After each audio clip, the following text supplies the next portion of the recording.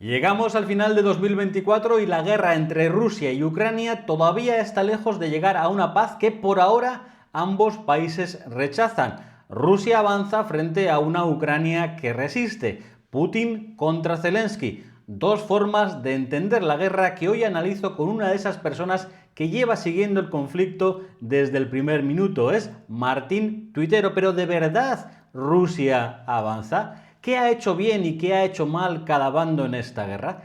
¿Qué debe ocurrir para que Rusia y Ucrania se sienten a negociar? Lo vemos todo en el siguiente vídeo.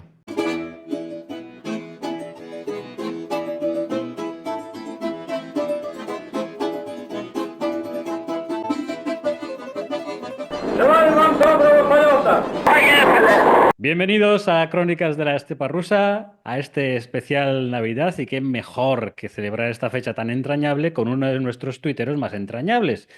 Para algunos, para otros a lo mejor no tanto. Martín Tuitero, buenas tardes, ¿qué tal? ¿Cómo estás? Buenas tardes, Juanjo, ¿qué tal? Feliz Navidad, aunque estamos grabándolo un poquito antes, pero feliz Navidad. Feliz Navidad, eso sí. Bueno, esta entrevista viene un poquito a cuento de otra que hice. Si la queréis ver, es la de al director de Revista Ejércitos, Cristian Villanueva. Y la primera pregunta que le hice a él es la misma que te voy a hacer a ti. Alguien se levanta del coma, ha estado 3 años y pico en coma y de repente ve que hay una guerra entre Rusia y Ucrania. Y pregunta, ¿y quién va ganando? Hombre, pues yo creo que es evidente que quien va ganando es quien no va perdiendo. Y como hace 3 años nos explicaron por activa y por pasiva todo el mundo, o prácticamente todo el mundo, que Rusia iba a ganar en 3 días, si yo me levantara 3 años después y viera que los ucranianos están combatiendo en algunos sitios a 15, 20 kilómetros de la línea del frente de 2014, tendría claro que quien va ganando es Ucrania. Primero porque existe. Y segundo, y yo creo que esta es una clave muy importante 3 años después, porque mirando lo que, o viendo lo que se le ve al ejército ruso, ya no es el ejército de febrero de 2022. Ahora no nos llama la atención ver soldados en coches civiles robados, o en motitos sidecares, o acumular basura militar para llevarla al frente. Y como la guerra no solamente son kilómetros ni flechas en los mapas, sino realidades a veces mucho más digamos, pequeñas, detalles, la verdad está en los detalles, dicen, ¿no? Pues el hecho de que veamos un ejército ruso que sigue atacando a 10 kilómetros a la salida o 12 kilómetros a la salida de Donetsk ciudad, subido a ladas, montado en sidecares, y que no es capaz de hacer lo que dijo que iba a hacer en 3 días, yo creo que ese es el dato fundamental para saber que quien está ganando es Ucrania. Pero la gente dice, Rusia avanza. Claro. Y Pirro ganaba batallas. Pero todos sabemos en qué lugar ha pasado Pirro a la historia. Es decir, cuando hablamos de Rusia avanza, yo creo que hay un error. Es difícil medir cómo van las guerras largas. Nos hemos acostumbrado en los últimos 30, 40 años a las guerras americanas, a Operación Tormenta en el desierto, en 20 días, de repente, un ejército destruye al contrario. O si me apuras a la guerra de los 6 días. Esas son las guerras bonitas, las guerras que se cuentan bien en un libro. Comienzan, se ejecutan una serie de maniobras y la guerra termina en un tiempo breve. Lo justo para que el libro o el programa dure un tiempo limitado y todo quede bien. Cuando las guerras se alargan, cuando los contendientes tienden a igualarse, y este es un primer dato, ¿quién nos iba a decir hace 3 años que Ucrania y Rusia iban a estar igualados en el campo de batalla? Bueno, ya es un primer dato. Cuando las guerras se alargan, los elementos para medir cómo va la guerra no pueden ser uno, no pueden ser los kilómetros cuadrados que avanza uno u otro, no pueden ser tan solo las ratios de muertes, que uno ha perdido 5 tanques, el otro 8, el otro 18. Tienen que ser un conjunto de valoraciones, de elementos para poder, digamos, tener una percepción realista de lo que está ocurriendo, sabiendo que se nos van a escapar mil detalles siempre, pero acumular al menos índices de medición, podríamos llamarlos. Si todo lo valoramos en kilómetros avanzados y nos olvidamos, por ejemplo, el tiempo que emplea uno de los contendientes, Rusia, en avanzar 200 kilómetros cuadrados, o las pérdidas en las que incurre uno u otro para avanzar determinados kilómetros, o los medios que, digamos, la capacidad o la no utilización de otros recursos, que eso también es muy importante. Ucrania apenas tiene una fuerza aérea, Rusia sí la tiene, Y sin embargo, sabemos que Rusia está haciendo un uso prácticamente marginal de la Fuerza Aérea. Y la Fuerza Aérea no es un elemento menor en las guerras modernas, lo sabemos desde hace pues, casi 100 años. El conjunto de esos elementos es lo que nos va a dar una percepción. Claro, si nos queremos hacer trampas al solitario y decir, es que Rusia avanza. Sí, ha avanzado 600 metros en un determinado sector a costa de unas pérdidas y que luego resulta que pierde otro tanto en otro sector. Eso no es Rusia avanza, eso es la guerra se está atascando o Rusia es incapaz de romper. Y a lo largo del tiempo, yo creo que la medida del tiempo para valorar ciertos, digamos, avances es importante. No es lo mismo avanzar 1 kilómetro en un día que 1 kilómetro en un mes o que 20 kilómetros en un año. Yo creo que eso lo entendemos todos. Entonces, centrarse o querer poner el punto en Rusia avanza es un elemento propagandístico de Rusia. Y luego yo creo que hay mucha gente que se ha comprado esa unidad de medida, Rusia avanza, porque es cómoda, porque es medible, porque los elementos tangibles o mesurables son más fáciles de explicar, mientras que ir haciendo un recuento de pérdidas o diferenciar entre la importancia de unos kilómetros y la importancia de otros es mucho más difícil de, digamos, de relatar. Pero no es lo mismo avanzar 5 campos de patatas en una zona que no tiene ninguna trascendencia que cruzar un río. Y un río a lo mejor son 50 metros, pero tiene mucha más relevancia desde el punto de vista militar que avanzar 3 pueblos en una zona que es una estepa. Ujú. Tú lo has dicho antes, vemos, publicaste hace poco un vídeo de la retaguardia rusa con eso, con coches civiles, con muchas bujancas, estos coches, bueno, furgonetillas. ¿Cuál es, eh, cuál es lo peor, qué le pasa al ejército ruso? ¿Por qué estamos viendo eso en el frente y son, parece que incapaces de poner otra cosa? ¿Han llegado al límite esas campas infinitas de las que hablaban los expertos? Bueno, es que no nos damos cuenta que el ejército ruso cuando entró en 2022 veíamos columnas kilométricas, cuando hablo de kilómetros son de 15, 20 columnas que se extendían en las carreteras ucranianas 20 kilómetros y todo lo que veíamos eran blindados, blindados soviéticos o rusos, pero eran equipación militar, podríamos decir, de primer orden. 3 años después, aquellas columnas ya no las conocemos desde hace muchos años, ¿eh? Han pasado, eso ya pasó a la historia, están todas en las chatarrerías de Ucrania.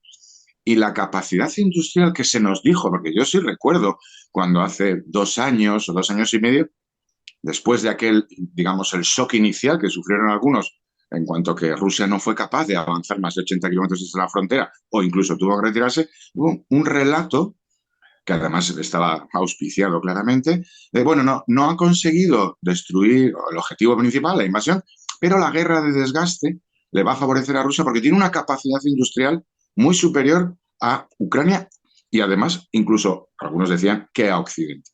Bien, pues casi 3 años después, lo que vemos del ejército ruso, y yo insisto, es que yo no selecciono imágenes, yo utilizo sobre todo fuentes rusas, porque son las que además no tienen muchos complejos. Cuando ellos te sacan un tío en una motocarro o un sidecar del año 62, no tiene ningún complejo en mostrar. Eso ya nos da más. Están hasta orgullosos a veces. Están orgullosos. Es que cuando van 5 soldados en un Lada sin puertas o en un coche, una Gigulina que acaban de robar en un pueblo allá, ellos están orgullosos. Pero eso nos da muchos datos. Primero, que esos mismos 5 soldados antes tenían un BMP que fue destruido. Segundo, que no tienen otro BMP o que el que les mandaron de repuesto también ha sido destruido, en el caso es lo mismo. Entonces, están buscando la solución los propios soldados, robando un coche, quitándole las puertas, montándose en él para ir y venir, para traer el agua, la comida, la munición, para moverse por el campo de batalla. Eso significa que su capacidad industrial, es decir, fíjate que aquí hablamos de una presunción que se le dio a Rusia de que era el segundo mejor ejército del mundo. Bueno, ya sabemos que en capacidad ofensiva no lo tiene. Segundo, se le dio una presunción de una capacidad industrial que le permitiría, digamos, imponerse en una guerra de desgaste. Estamos viendo que no. Porque, y esto es importante entenderlo, cuando hemos visto a Ucrania ejecutar maniobras, por ejemplo, en Kursk, no hemos visto a las unidades ucranianas entrar en Rusia a bordo de Ladas, ni Gigulinas, ni motocarros, los hemos visto en vehículos ligeros, pero vehículos blindados, pues los Rosell que vienen de Canadá o incluso los Cossack fabricados por ellos mismos. Es decir, la capacidad industrial para sostener una guerra digamos, de esta entidad a lo largo del tiempo, el que está demostrándolo es Ucrania y sus asociados, a diferencia de Rusia. Rusia puede vivir de sus campas, pero ya vemos que sus campas no son capaces de tener un output suficiente como para reponer las pérdidas. Por eso vemos de forma constante.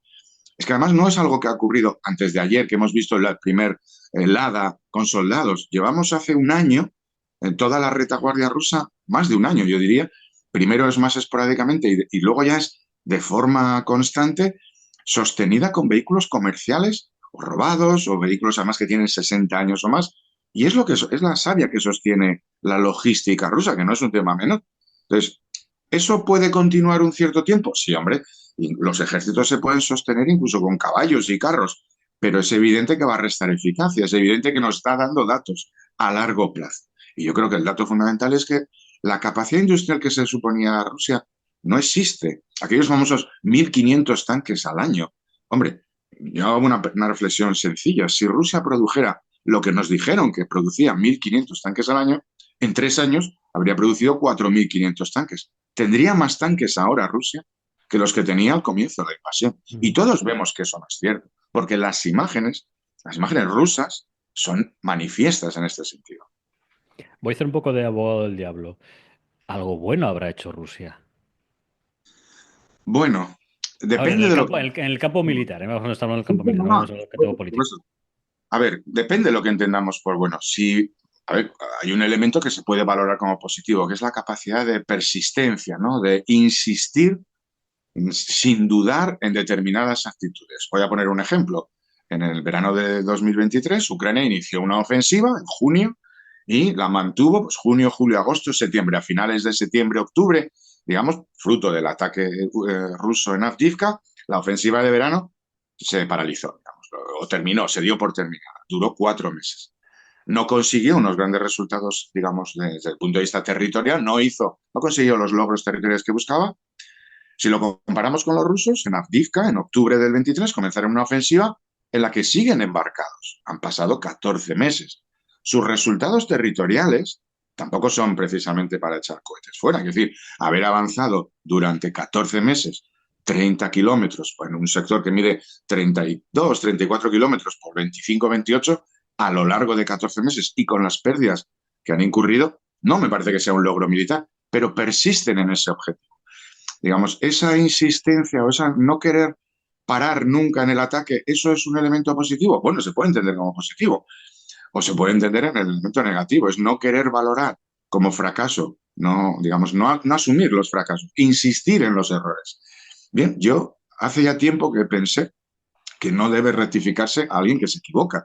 Y si durante 14 meses ha dilapidado recursos de una manera desproporcionada con respecto a las pérdidas ucranianas, eso al final, en la guerra de desgaste o en la guerra de atrición que estamos viviendo, es un elemento positivo para Ucrania, pero se puede valorar como un elemento positivo para Rusia. La capacidad de insistir, digamos, o podríamos expresarlo de otra manera, la capacidad para no ser condicionado por las pérdidas. Se marcan un objetivo, avanzar, y no importa el nivel de pérdidas personales o materiales que incurran, insisten.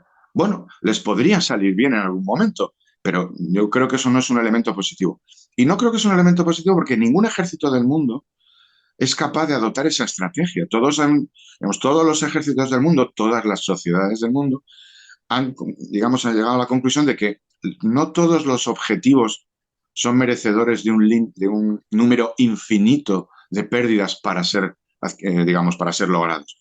Todo tiene su elemento de medición. Avanzar 10 kilómetros a costa de 10.000 soldados puede tener sentido en determinadas circunstancias, pero no siempre. Y en lo que estamos viendo desde hace 14 meses en el sector Avdiivka-Prokopsk no tiene sentido. Se mantengan esa ofensiva a costa de unas pérdidas tan tremendas sin resultados concretos. Aunque parece que no tiene coste político. También... Claro, pero yo creo que esa es la explicación. Tiene coste humano, tiene coste material, vemos unidades que desaparecen literalmente. Es decir, bueno, no creo que esté descubriendo las pérdidas. Por ejemplo, yo creo que hace 2, 3 días actualizó el equipo de Oryx, hablan de 2.200 digamos, equipos militares perdidos en este sector, que es, digamos, el gran sector del ataque ruso desde hace 14 meses. Hablamos de 600 tanques, solo en este sector, ¿eh? 600 tanques.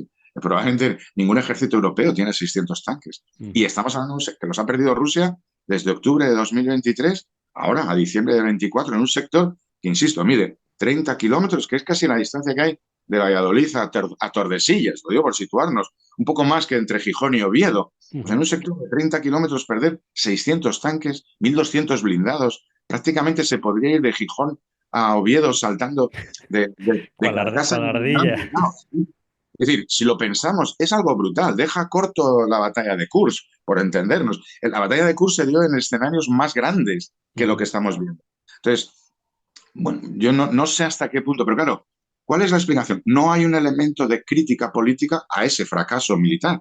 Nadie osa decirle, esto está mal, esto hay que cambiarlo, esta estrategia no nos sirve. Se insiste. ¿Por qué? Porque responde a una decisión, digamos, del alto mando ruso, hay que atacar, y no hay un contrapoder, un elemento crítico que diga, "Oiga, hay que atacar, pero con otra estrategia, en otro sector, con otra fórmula, o insistir en otro sitio. Porque, claro, es la ventaja de la dictadura.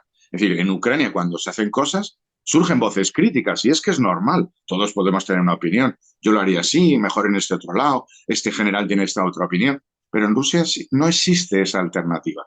Y por eso, claro, esa falta de crítica explica esa insistencia, ese seguir dando de cabezazos contra la puerta. Bueno, algún momento llegará que rompa la cabeza, porque contra las paredes no se puede atravesar. Vámonos al lado ucraniano. Eh, en tu opinión, ¿cuáles son lo que Ucrania ha hecho mal? Vamos a empezar primero por lo malo. ¿Qué es Sí. lo que no ha hecho bien en la guerra a Ucrania? Bueno, hay muchas cosas, que decir, hay muchísimas cosas a distintos niveles que no ha hecho bien. Una de las que yo creo que se ha equivocado notablemente es en tener una visión, digamos, una mezcla de maximalismo político. Es decir, vamos a llegar a las fronteras del 91. Sí, eso es una decisión política y es un planteamiento político que no pueden renunciar a. Pero las operaciones militares no tienen por qué estar subordinadas a ese objetivo político. Es decir, la guerra, o mejor dicho, la recuperación de las fronteras de Ucrania no tiene por qué darse solo por las vías militares. La derrota de Rusia no tiene por qué venir cuando Ucrania alcance las fronteras de Rusia. La derrota puede producirse de Rusia en esta guerra dentro de las fronteras de Ucrania. No es necesario llegar con los tanques, por decirlo de una manera, al puente de Kerch. La Ujú. derrota de Rusia se puede dar dentro sin tener que sin que militarmente deban ser liberados hasta el último pueblo de Ucrania. Entonces, este, en mi opinión, maximalismo militar para o esta búsqueda de la exactitud entre el objetivo militar y el objetivo político puede generar frustración, porque si lanzas una ofensiva y luego no consigues los objetivos territoriales, se produce una frustración. Y luego yo creo que viene muy condicionado, digamos, ahí asunción digamos, de relatos o asunción de principios derivados incluso del ámbito en el que estamos contaminados todos, las presunciones que se le conceden a Rusia, las famosas líneas rojas.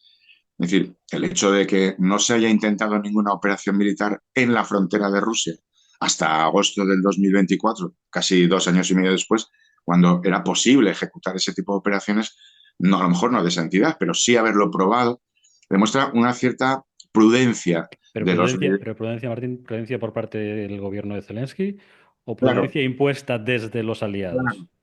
Es que ese es el problema. No sabemos hasta qué puntos las decisiones políticas de Zelensky vienen previamente condicionadas por, no voy a decir órdenes, pero sí por mensajes claros, Consejos fuertes. consejos fuertes. Claro, es que si te están diciendo que no puedes lanzar ni siquiera misiles al otro lado de la frontera, pues es difícil explicar que has metido 5.000 soldados a bordo de vehículos que te han suministrado tus aliados. Entonces, ese no sabemos qué parte es decisión propia de Zelensky, por decirlo de una manera, o del alto mando ucraniano, y qué parte viene realmente condicionada por exigencias de sus aliados. Esa zona gris es la que nos da la duda. El hecho es que cuando lo han intentado, no solo no ha ocurrido nada, sino que se ha desvestido al príncipe, ¿no? Hemos descubierto una Rusia que en agosto es invadida, objetivamente, es una invasión. Es verdad que las fronteras en época de guerra no son fronteras, tampoco pensemos que los soldados ucranianos tienen que presentar el pasaporte para entrar en Rusia. Están en guerra. Una frontera en una época de guerra es una línea, no es otra cosa. Pero era una línea roja. Y estamos a finales de diciembre y los ucranianos siguen en curso y aquello se ha convertido en un coto de caza para Ucrania. Y no ha pasado nada, quiero decir, no hemos visto que hayan caído las bombas atómicas sobre Madrid ni sobre Berlín. Yo creo que ese proceso es lento y a lo mejor tiene algo que ver con un proceso, digamos, sucesivo de ir quebrando líneas rojas, incluso también por parte de alto mando. Y luego yo también creo que dentro de Ucrania hay dos grandes líneas políticas y eso afecta también a la manera de hacer la guerra. No todo el mundo en Ucrania está dispuesto a sacrificarse por una ciudad industrial del este de Ucrania. Es decir, hay mucha gente en Ucrania que no digo que no sean patriotas, ni, digamos, sentimiento nacional, ni que quieran defender Ucrania de la invasión. Eso está claro. Pero ¿hasta qué punto gente que vive, pues no sé, en las montañas, en la frontera con Hungría, está dispuesto a que sus hijos vayan a morir por unas barriadas soviéticas en Toretsk? Es un coste personal muy grande, porque esa gente probablemente no tenga nada que ver. Ucrania es un país muy grande. No sé, por poner un ejemplo, ¿hasta qué punto gente que vive, pues no sé, en la montaña de Cantabria o en las montañas de Asturias estaría dispuesta a que sus hijos murieran por Ceuta, por poner un ejemplo para que nos entendamos en España? Bueno, al principio habría mucha gente, pero a lo largo del tiempo y cuando estás haciendo enterramientos constantes, la valoración cambia, ¿no? Yo creo que además eso todo viene influido por una gigantesca campaña de desinformación que nunca debemos de descartar. Es decir, todo está impregnado por una gigantesca campaña de desinformación constante, desde fuentes rusas y fuentes rusas, digamos, interpuestas. Entonces, cada dato que recibimos suele venir condicionado. Cada acción de Rusia tiene un objetivo desde desinformación. Y eso va incidiendo en distintos elementos. Yo no creo que todos los ucranianos estén dispuestos a hacerlo todo para recuperar hasta el último metro, pero al mismo tiempo se mantiene esa postulación política que obliga a los militares a no renunciar a un solo metro y eso condiciona algunas decisiones militares. Pero, por ejemplo, dime si tú estás de acuerdo, porque yo creo que Rusia, que es lo que yo domino más, sí ha apretado el acelerador hasta el fondo en lo que es la economía de guerra, vive en una guerra pura y dura. Sin embargo, no sé hasta qué punto Ucrania por motivos políticos, por motivos de quedar bien ante la gente, no ha hecho ese apretón de acelerador para convertir a Ucrania en un país 100% dedicado a la guerra. Bueno, es que hay medidas, a ver, que yo comprendo que desde el punto de vista político y en Ucrania tengan sentido. Había una campaña política ahora muy fuerte que se llevó a la rada para el abaratamiento de los costes de los medicamentos. Hombre, esto en un tema político, en una sociedad en paz, pues sería un tema debatible, perfectamente asumible. Pero claro, en medio de una invasión, durante 3 años, que te dediques a debatir ayudas o los precios de los medicamentos para los civiles, que, insisto, me parece todo muy bien, pero estamos en medio de una guerra. A lo mejor es un tema secundario. Lo digo como ejemplo de lo que te estoy Ujú. diciendo. Sí, sí, no, por eso Claro, te digo que tengo la sensación de que Ucrania está entre dos aguas. claro, y es que luego hay alcaldías cuya preocupación. A mí, yo sigo muchas construcciones de fortificaciones, porque me dan datos. A mí me sorprende, lo digo como que se esté gastando dinero Ucrania, gastando dinero, porque al final cuando tú haces una fortificación tienes una serie de excavadoras con una serie de paisanos echando gasoil y moviendo tierra. Eso cuesta dinero. En zonas que obviamente no son frente ni lo van a ser nunca. Por ejemplo, Gerson. Gerson, la orilla derecha. Pero eso responde a un planteamiento político. Hacer ese tipo de obras implica sueldos, implica que va a llegar dinero a determinadas comunidades, a determinadas personas dentro de determinadas comunidades. Vas a hacer contratos públicos. Bien, eso es digamos, hacer la guerra. Bueno, sí, porque parece que es construir defensas. Pero si construyes defensas a 50 kilómetros del río Dnipro cuando estás batallando 50 al otro lado, es decir, son decisiones políticas. Yo entiendo que a los alcaldes de esa comarca les interese pues que llegue 1,5 millones de euros porque se reparten entre sus ciudadanos. Eso son decisiones de guerra, pero son más bien decisiones políticas. Y son decisiones que restan dinero a donde se necesita. Es decir, es difícil en una sociedad democrática tomar decisiones solamente desde el punto de vista de la guerra. Es decir, todos entendemos que las sociedades, llamémosle totalitarias, responden a una sola voz. Podrá estar acertada o equivocada, pero tiene un solo objetivo y por eso a Rusia le puede parecer, o puede resultar más sencillo poner toda la carne en el asador, porque responde a un solo patrón. Mientras que en Ucrania tiene que combinarse. Pues el alcalde de Kiev puede entrar en discusión con el ministerio o con Zelensky, o el alcalde de Lviv puede tener como objetivo pavimentar calles. Hemos visto que durante la guerra se han pavimentado con adoquines calles de Lviv. ¿Eso es una prioridad en una guerra? Es evidente que no. Pero es que el alcalde responde a sus ciudadanos y que tenía ese proyecto y quiere quedar bien con sus ciudadanos. Pero son decisiones por lo menos cuestionables desde la perspectiva de la guerra. Claro. Ujú. ¿Y qué es lo que ha hecho bien Ucrania en esta guerra? Bueno, yo creo que lo que mejor ha hecho Ucrania desde el punto de vista militar, ha hecho muchas cosas bien.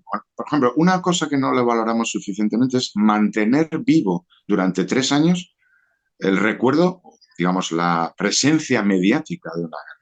Lo digo porque en el mundo mediático que vivimos, que durante 3 años, de forma diaria, se siga hablando de la guerra de Ucrania en los grandes medios de comunicación, me refiero, ¿eh? Ujú. Esto ya es un éxito. Lo digo porque si lo pensamos, digamos, la curva de la información, bueno, pues responde a estímulos y mantener durante 3 años algo tan, entre comillas, tan desagradable como una guerra permanentemente en los medios de comunicación, eso es un éxito. Es decir, sobre todo en medio de una campaña. Si pensamos en lo que ocurrió en 2014-15, hubo una serie de imágenes, en verano del 2014, una serie de movimientos, y luego aquello quedó en el olvido. Mantener durante 3 años la atención mediática del mundo y de los grandes líderes para que el flujo de ayuda a Ucrania se mantenga, eso es un éxito mediático.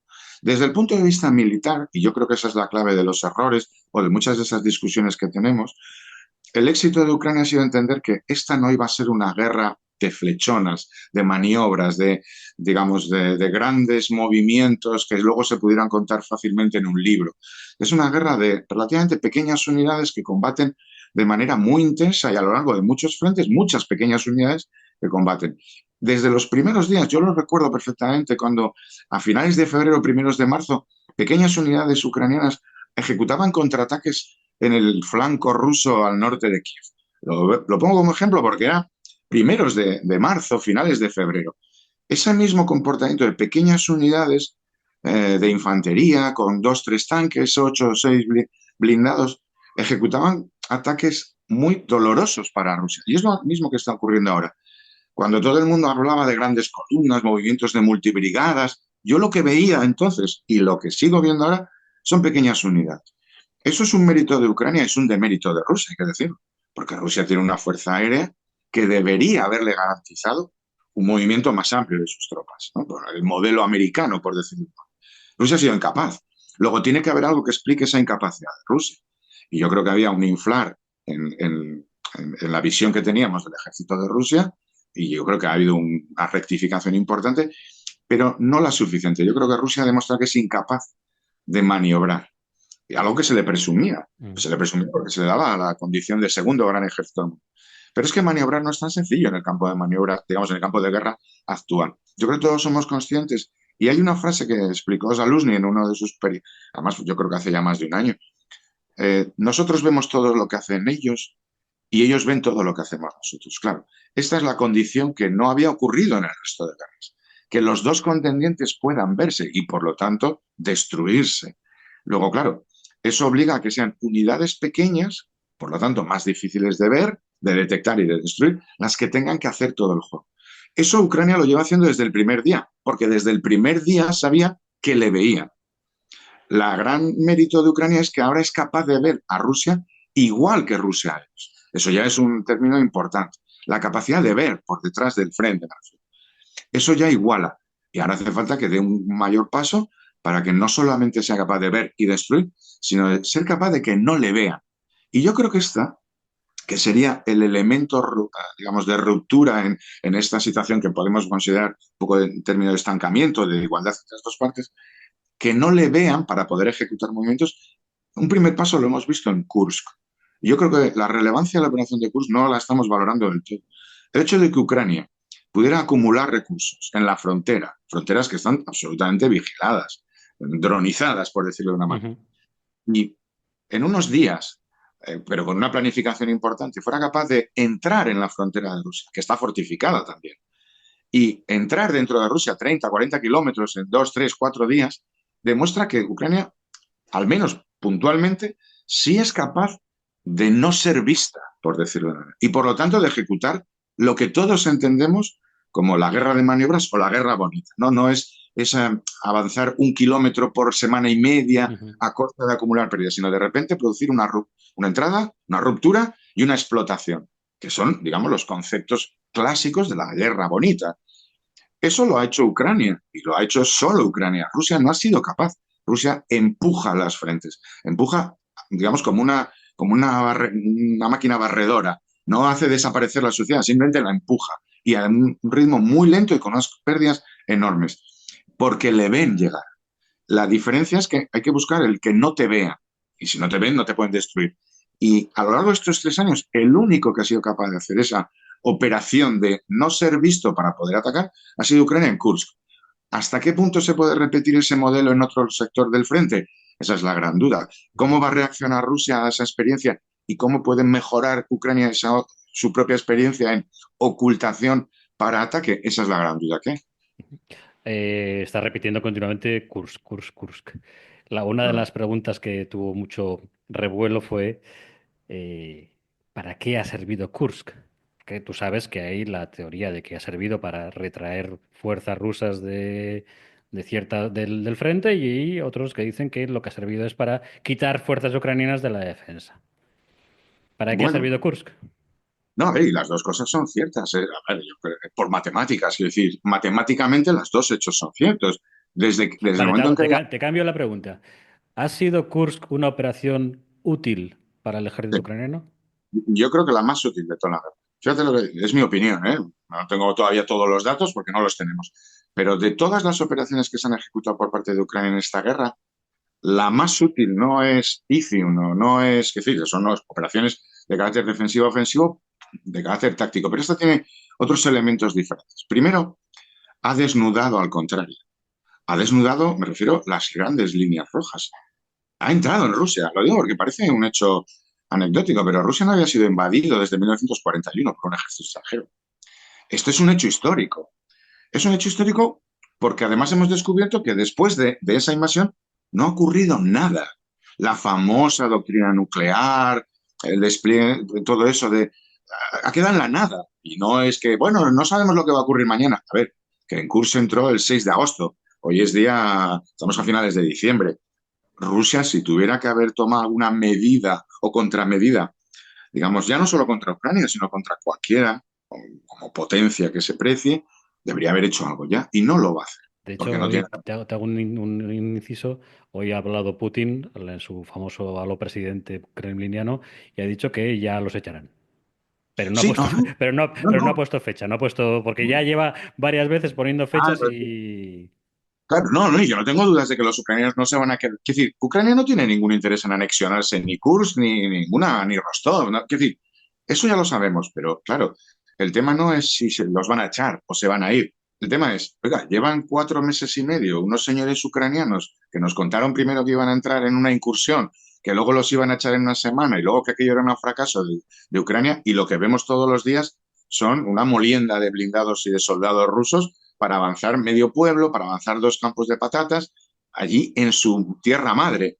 Bueno, digamos, eso es un hecho político, si queremos, pero tiene mucha repercusión, porque en el proceso de desnudar al rey o al príncipe ruso, digamos, esto es un grado muy importante, porque si se puede entrar en Kursk, se puede entrar también en Belgorod, ¿no? O se puede entrar también en Rostov, o se puede entrar en Sochi. Lo digo porque una vez que superas un determinado ámbito, llamémosle una línea roja, una vez que superas una línea roja, puedes superarla por muchos sitios. Y esto hasta ahora no se había tratado. Yo porque veníamos de un proceso en el que tirar una bomba en Belgorod era escalada. ujú, Bueno, cierto. hay tropas ucranianas allí, siguen haciendo su ejército. Luego, desde el punto de vista militar, se ha demostrado la capacidad de Ucrania, lo que estaba tratando de explicar, de montar una operación ofensiva sin que Rusia la vea.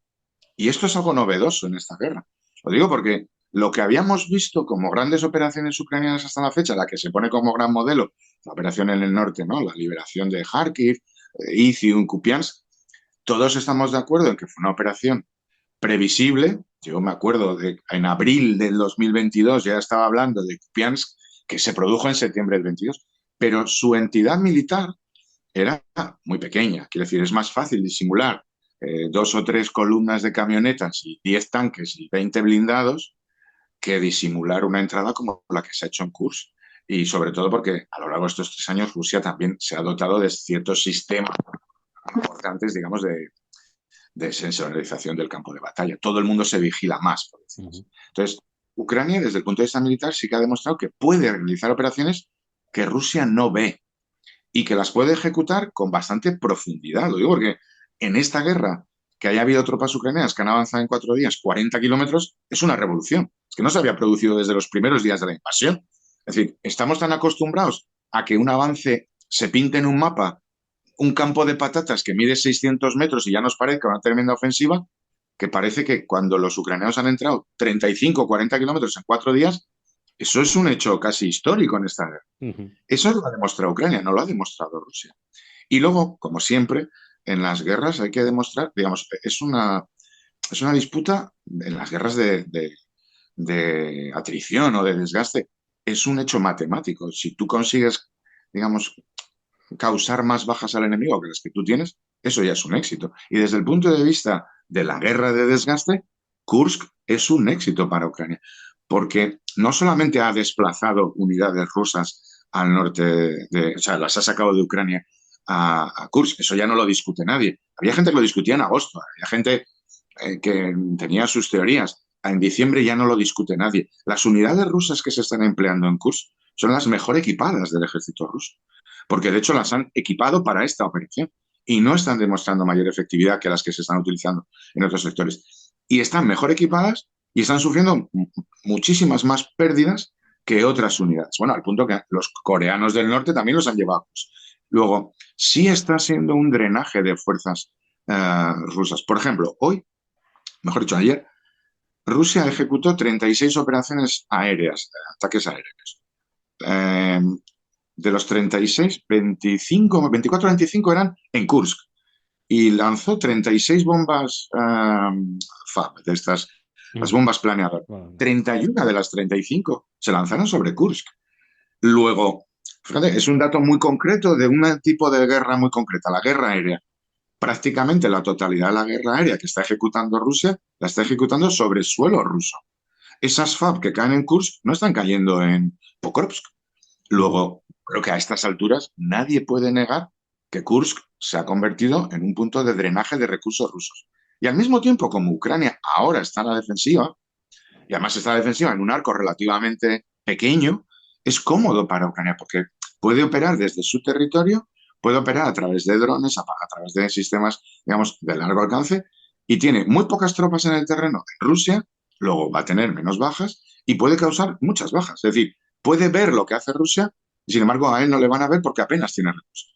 Yo creo que en esos tres aspectos, en la ruptura de una línea roja, la demostración de una capacidad militar y el coste enorme que le está suponiendo ahora a Rusia, porque Rusia está obligada a volver a la frontera. Y eso es un punto a favor de Ucrania. Tiene un coto de caza, porque va a haber siempre perdices rusas en ese coto de caza, porque Rusia está obligada a meter perdices hasta que todo el coto sea suyo otra vez, ¿no? Ujú. Entonces, esos son tres elementos de éxito para Ucrania. Y no sé si entre esas perdices están también los norcoreanos, Ya, porque hemos visto que por fin han entrado, no con mucho éxito, en combate. ¿Y tú crees que seguirán utilizándolos como carne de cañón? O porque, no sé, ¿qué piensas tú de la utilización de los norcoreanos? lo que hemos visto desde el punto de vista militar a los soldados de Corea del Norte, asumiendo que los vídeos que nos hemos Ujú. visto son todos de Corea, o sea, sabemos que hay coreanos del norte, lo que tenemos la duda es si todos esos vídeos recientes son de coreanos del norte. Lo que sí hemos visto es una manera completamente diferente de hacer la guerra. Luego podemos presumir que son combatientes diferentes y por eso se ha identificado a los de Corea del Norte, ¿no? Pero es que es una manera de hacer la guerra de los años 50. Literalmente, es una guerra de infantería, de grupos muy compactitos que se mueven en líneas, en una zona además nevada, es decir, el peor momento para hacerlo. Claro, es que es gente que no sabe cómo está la guerra. Y yo creo que además que ese es uno de los problemas de las dictaduras, que como la información está totalmente condicionada, sus acciones vienen condicionadas por una información falsa. La guerra que se está librando en Ucrania o en Kursk, me da igual, es una guerra, digamos, de alta visibilidad. Todo se ve. Luego, todo viene condicionado porque se ve al enemigo.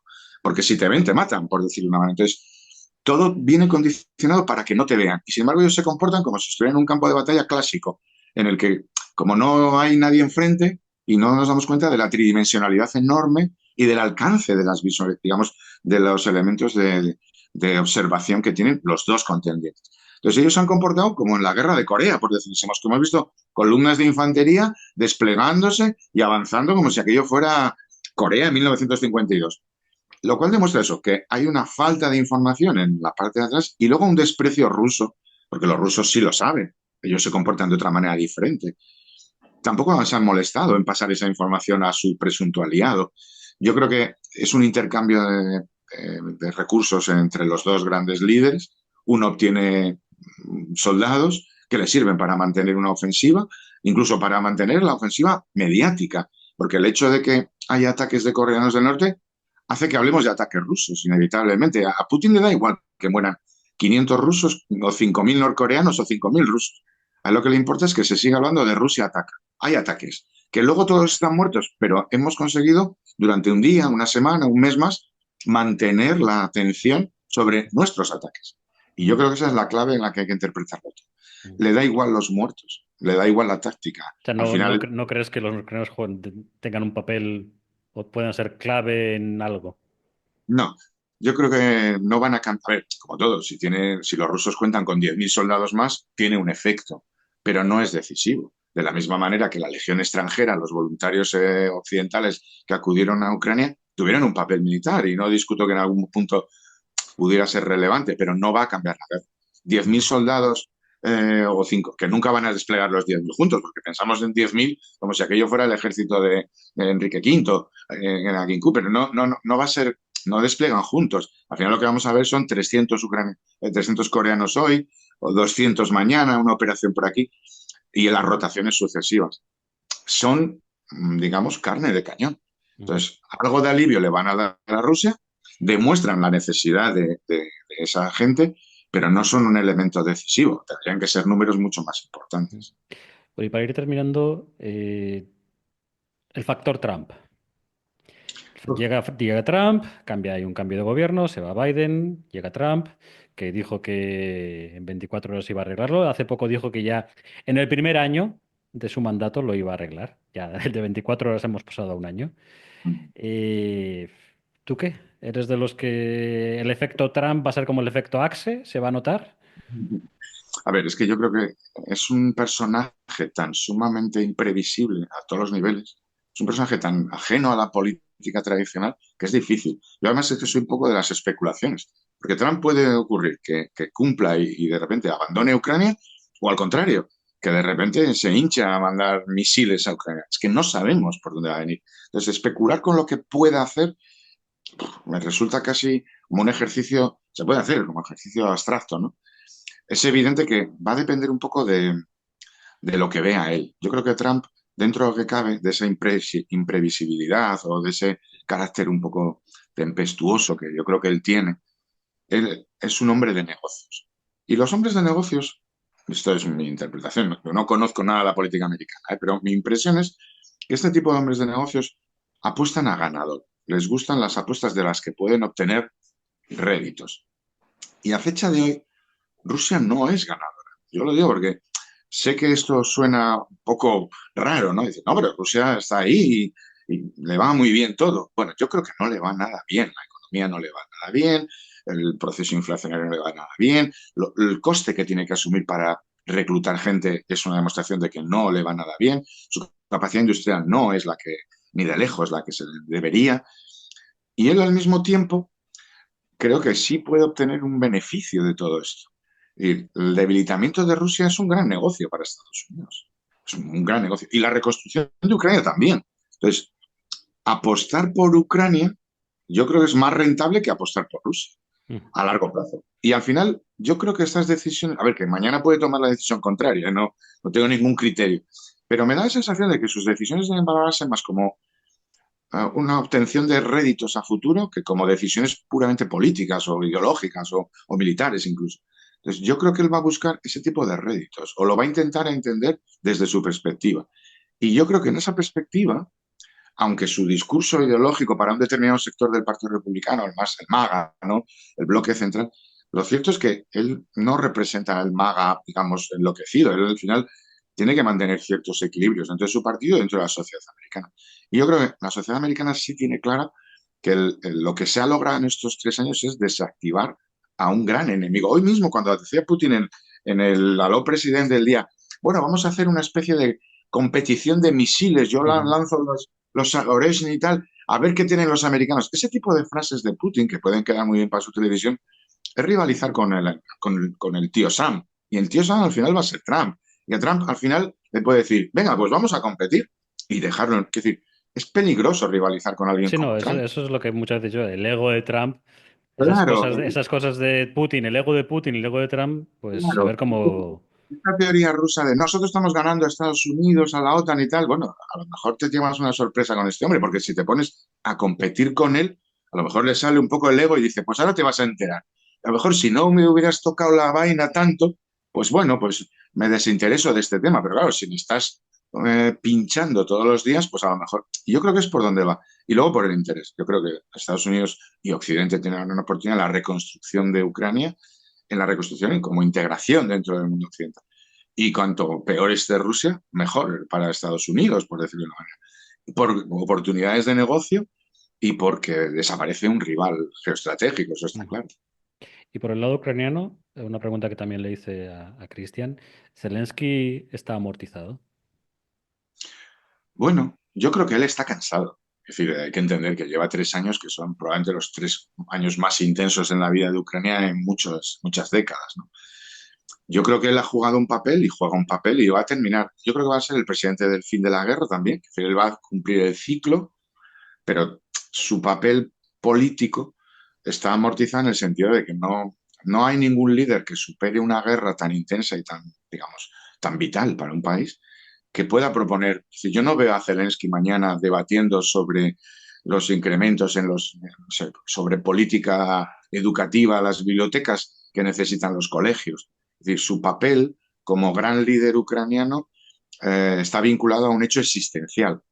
No creo que su carrera política se alargue para tener que estar debatiendo sobre el IPC ucraniano, sobre medidas concretas, sobre si la subida de las pensiones es el 0,8 o si asfaltamos el primero la autopista esta o la otra. Es decir, él al final le ha tocado vivir un hecho histórico, un hecho existencial para Ucrania y su ciclo político va unido a ese hecho existencial. Pues si mañana se acabara la guerra y a los 2 meses hubiera elecciones, yo tengo muchas dudas de que Zelensky se presentara, Ujú. porque sería un objetivo un poco casi imposible, combinar un ciclo vital en medio de una guerra con un ciclo de paz. Es muy difícil que el mismo líder acumule los dos ciclos.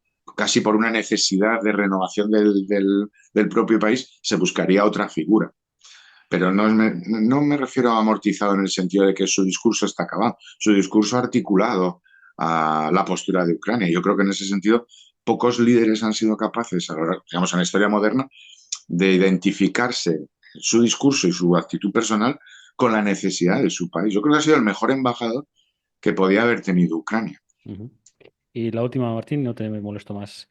Eh, ¿Será el 2025 el final del año del fin de la guerra? Yo creo que tenemos datos para ver que al menos Rusia está entrando en un proceso de agotamiento. Es decir, por ejemplo, voy a poner un detalle. A mí me llama la atención y yo ya lo llevo observando mucho tiempo, varios meses, el ciclo de ataques rusos, asumiendo que digamos, ellos están en un proceso ofensivo constante, digamos, derivado de su propia estrategia. Ellos atacan porque si no atacan, algo falla, ¿no? Es un poco como el tiburón que no puede dejar de nadar porque si se duerme, se hunde. Bien, lo que observo son los datos que yo manejo al final, es que digamos, los ataques y la sucesión digamos, de rotación o de necesidad de reponer fuerzas o de sustituir unas por otras, el proceso de ataque, cambio, vuelta al ataque, cada vez es más discontinuo. Pongo un ejemplo.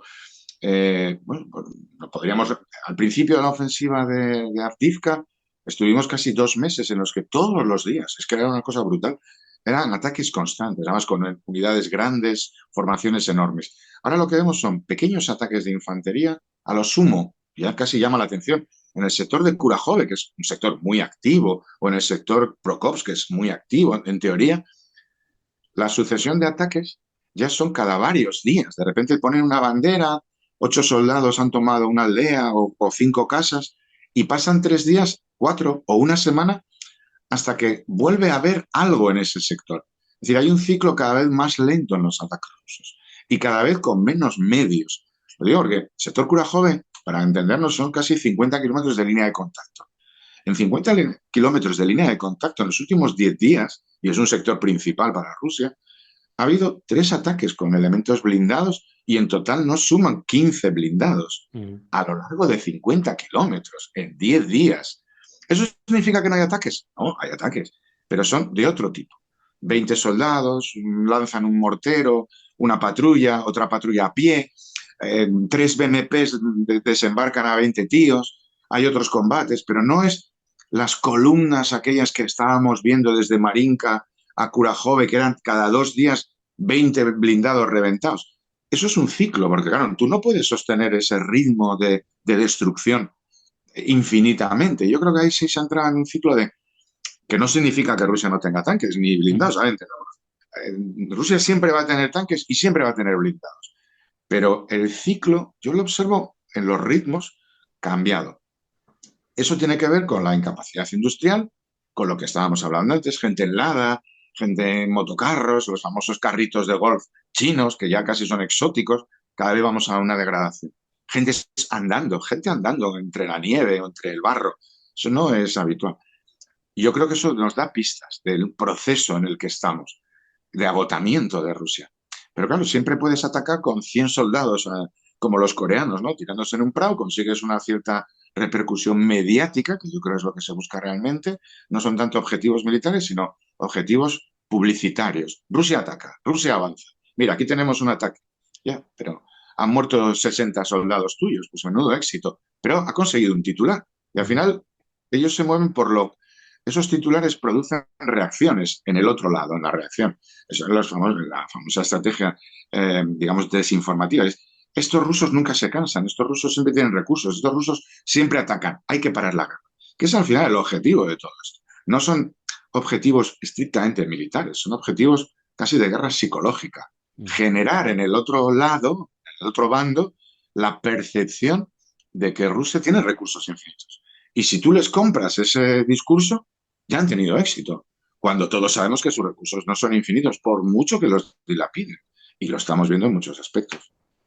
Pues a ver si tienes razón y este primer semestre de 2025 es el fin a lo que sea que tengan que llegar. Eh, Yo, es que es muy difícil porque Ucrania tampoco, digamos, no se va a parar la guerra porque sí, tal cual están los frentes. Tiene que haber un elemento de carácter militar o económico, un hundimiento en Rusia, que mueva las cosas. Es decir, porque si lo pensamos, ninguna guerra queda en medio de un campo de patatas. Las guerras suelen terminar cuando hay, digamos, o elementos geográficos o hitos políticos o económicos que producen una ruptura, un determinado borde, una frontera en un río, una cordillera es la que termina parando una guerra, porque aquí no va a haber una gran batalla, esto digo porque esto es, la gente siempre está buscando la batalla decisiva, la batalla que va a terminar con la guerra, esto no existe. En esta guerra no va a haber una batalla decisiva. ¿Puede haber un hundimiento económico en Rusia que derive en un hundimiento militar? Sí. ¿Puede haber un hundimiento militar que derive en una serie de, digamos, de unrest, como dicen los ingleses, o una especie de crisis político-social en Rusia? Sí. Yo creo que la mezcla de las dos cosas. Pero la guerra no se va a parar en una raya en medio de un campo de patatas. Tienen que ocurrir cosas. Y si ocurren cosas en el lado ruso, Ucrania va a apretar. Ucrania va a apretar y aprovechará las circunstancias, con lo cual movimiento va a haber.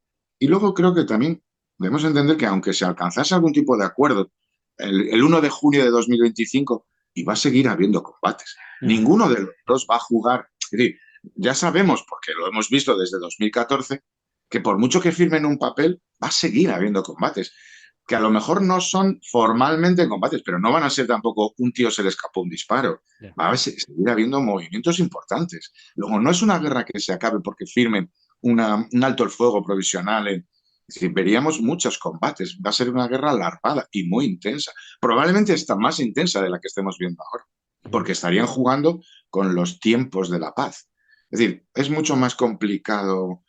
no creo que se acabe la guerra mágicamente en primavera del 25, aunque Trump se empeñara. Yo creo que es una guerra mucho más a largo plazo. De hecho, es una guerra que lleva 10 años. No es, ninguna guerra dura 10 años por casualidad. Es decir, para ninguno de los países. Nadie está dispuesto a estar 10 años en guerra por caprichos. Luego hay algo que tiene que explicar esto por parte de uno y del otro. Entonces yo no soy muy optimista en cuanto al fin de la guerra. Sí en cuanto al cambio de términos de la guerra. Ahora mismo es una guerra que no tiene expectativa de final y sí podemos entrar en una dinámica de presiones o de crisis que obliguen a uno o a los dos a algún tipo de entendimiento. Pero eso es distinto. El entendimiento no significa que se acaben. No va a ser el 9 de mayo de 1945 ha estallado la paz, por Claro. decirlo de... Ujú. Pues Martín, muchas gracias por venir aquí a Crónicas de la Estepa Rusa. Siempre es un placer escucharte. Y nada, cuando quieras, esta es tu casa, ¿vale? Bueno, muchísimas gracias a ti por invitarme. Venga, muchas gracias por todo. Hasta luego. Gracias.